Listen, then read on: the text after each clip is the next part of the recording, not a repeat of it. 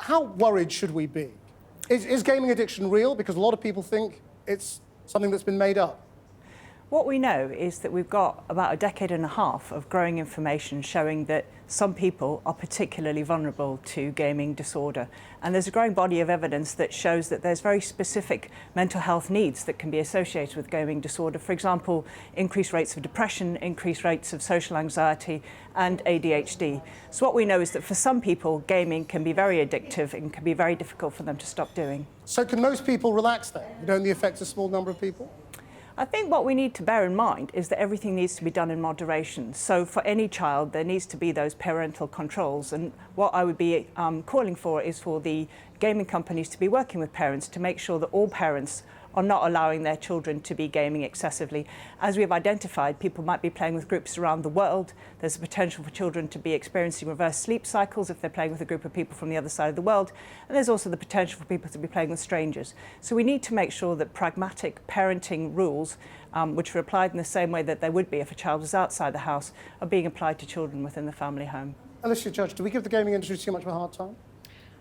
I think it's right to hold to account people who are creating things that our children are playing. Like, absolutely, it's worth questioning these things. But at the end of the day, I think the question of, is Fortnite an addictive game, is the wrong question. Actually, what people want to know is, why is it so popular? And why is my child angry when I tell them to switch it off? Maybe because it's an addictive game. Well, because addiction is such a strong term. That video game addiction absolutely exists, and we in the video games industry are absolutely aware of that and are making steps to make sure that we're helping people who have that issue.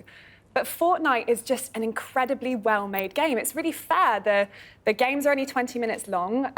We saw in the VT that the actual collectible items that you get aren't making you better at the game. They're just surface-level cosmetic. There are no evil things. But the point the doctor in that film made is that it is deliberately designed to hook you. You know, it changes every day, there are updates every day, there are new things to buy with real money, and that's what makes it addictive. And you know, what he suggested is that rather than looking at games for their goriness or their language, we should look at them as, you know, the overall impact on the child. Is that something you would back? I think that we already have a rating system in place. So the PEGI system is really comprehensive. Which doesn't look at the impact on the child. Well, it's very, very difficult to, if you're looking at compelling mechanics, that's really tricky because you need to have a really comprehensive understanding of what exactly a retention loop is and all of these different aspects of gaming behaviour.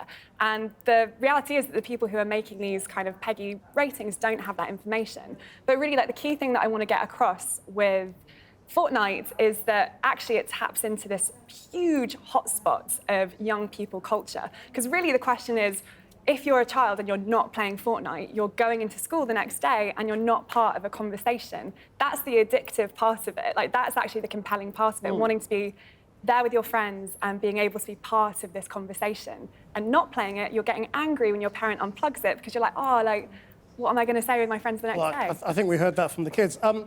Dr. Theodosiou, look, some people think this is sort of a moral panic. There's always something like this that the nanny state will say, oh, we need to do something about. I think what we need to remember is that everything else in life is moderated. Children are not allowed to be outside for excessive amount of time. We slowly introduce alcohol. Baroness Kidron, speaking about the internet generally last week, said parents teach their children when they're older teenagers how to drink alcohol if that's what they want to do. So what we need to bear in mind is that actually this is something that we need to understand and that we need to make sure it's being done in moderation. I think what we need to bear in mind is the internet is very, very positive, but we just need to make sure that it's used in a controlled way. And we're seeing lots of reports of people feeling concerned about their children not wanting to come off Fortnite, and that's something to consider. And do you think it's possible to assess the impact of a game in a rating system?